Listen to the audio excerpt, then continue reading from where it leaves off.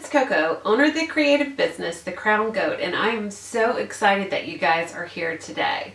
I have challenged myself to step out from behind the laptop and in front of the camera to share with you 6 strategies on how you can reach your goals in 2018. Now, I don't know about you guys, but last year what happened to me was that at the beginning of January, I was so excited for a fresh start. I was excited about the year to come, the possibilities. I was excited about starting over, a blank calendar. I wanted to organize everything. I wanted to plan everything. I was rocking and rolling at the beginning of the year.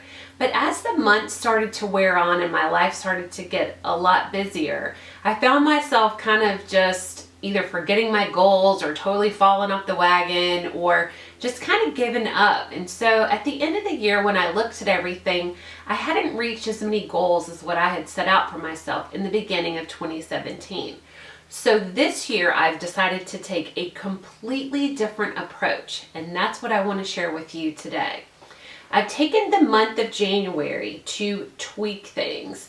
So I'm working on my routines. I am doing the things that have been working really well, and the things that haven't been working very well, I've just stopped doing them altogether. And you guys, it has been a game changer. So the strategies that I want to share with you today are things that can help keep us motivated for the entire year. So number 1 is to understand your big picture. Now, I know sometimes that people have a hard time gathering their goals together and understanding what they actually want their life to even look like, and I can completely appreciate that. So what I want you to do, just a suggestion, is to take a piece of paper. At the very top, write January 2018. At the very bottom, write December 2018. This white space, all in this white space, is where you can put anything that you want to achieve in 2018. And it will help give you a visual of what you want your life to look like if you don't necessarily consider yourself a goal setter. You really don't even have to be a goal setter. That actually works really well because I gave that same system to my accountability partner when she was having a hard time coming up with what she wanted her year to look like as well. And it actually works, so give it a try. Number 2 is to know your why. The best example I can give to know your why is I am currently struggling, and I mean struggling, through a 15K training. I've done this race so many times before, I don't even know why I'm struggling. But every day I have to get up and get on the treadmill. And you guys, I'm not a runner. I'm not really even a jogger. I would love to just wake up and eat chips and cake and do stuff like that every day. But I really want to complete this race with my mom. She was supposed to do it last year and she was unable to be at the race last year. So I did finish the race and I finished it in her honor.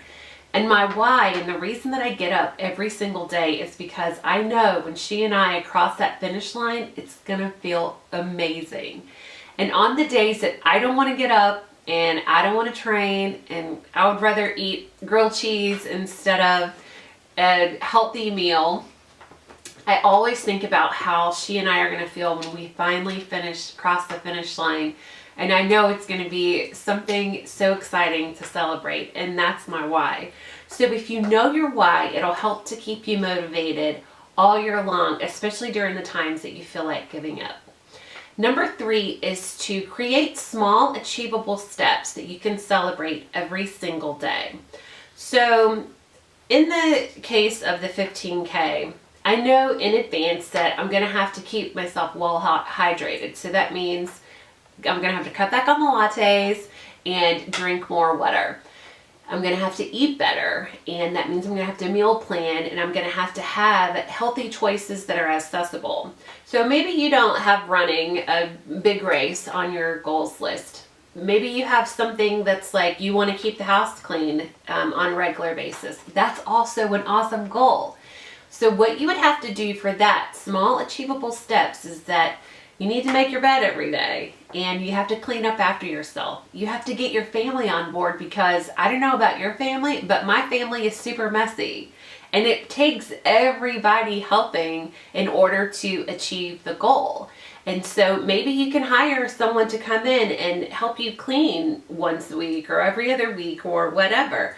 But during the times that that person is not there, you're going to have to maintain that. And so if it's small achievable steps, like a 15-minute clutter catcher every day, making your bed every day, developing a cleaning schedule that works for you and your family, you will be set up for success. You just have to put those small steps in place in order to do that. So number 4 is to track your progress, and this is actually big. So the first place that I track my progress is in my planner. And I use a binder. This is my planner.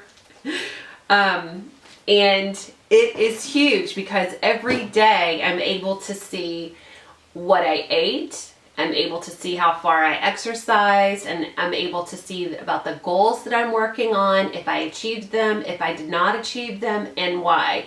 And this helps to keep track of that. Another thing that I love, love, love, I cannot sing the praises of this system enough. I just started this year, and this is from the Cultivate What Matters team, and they are called Power Sheets. And there's a lot that you have to go through before you actually start getting to the month-to-month part of it, because they really help you to define and refine what your goals are. So they have a tending list every month, and this is for January. You have your monthly goals, then you have those goals broken down into weekly objectives, and then those objectives are small steps that you can do every single day. So these are the daily goals. There's little check marks that you use for the daily goals and the weekly goals.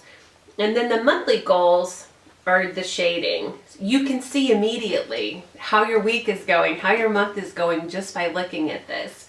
My very last thing, create at least one video. That is today. And I was so nervous about doing it, but it was a challenge to myself, and it is on my goals list, so I knew that I was going to have to move past the fear and do it. Once I press publish on this post, I'm going to shade all of this in, and I am going to celebrate because this is so far out of my comfort zone. So definitely track your progress. Number 5 is to be accountable.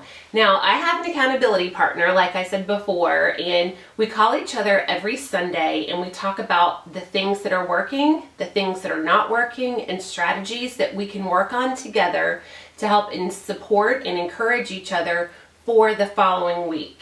Now, there might be some times that things are going really well and that you guys feel like a well-oiled machine. What I would encourage you to do is to keep at it for the entire year, because there's going to be things that come up throughout the year that you're going to need a cheerleader for.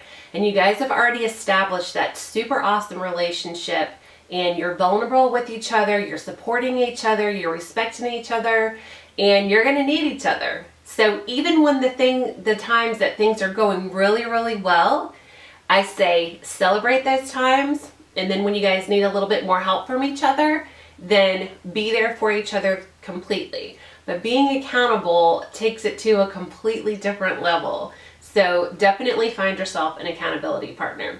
Number 6 is to reassess.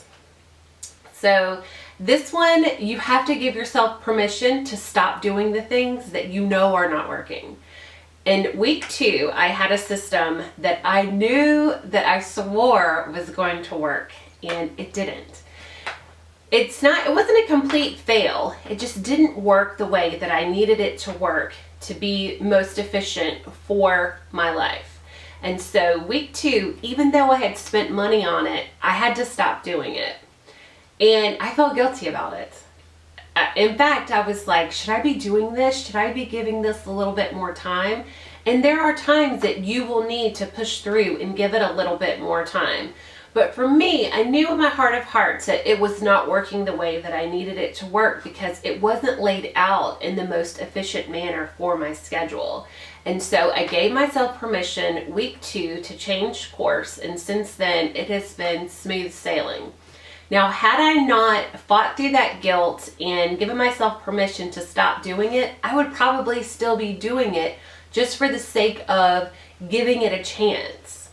So if you find yourself in that same position, I just want to encourage you to really stop and think about what is working for you and what is not working for you so you can reassess. Okay, so I know there's been a lot of things that we've talked about, so let me just go back over the points just really quick. So here we go. So number 1 is to understand your big picture. Number 2 is to know your why. Number 3 is to create small, achievable steps that you can celebrate every single day. Number 4 is to track your progress. Number 5 is to be accountable. And number 6 is to reassess when you need to. Now, I have heard from some of you already, so I know how some of you are doing on your goals.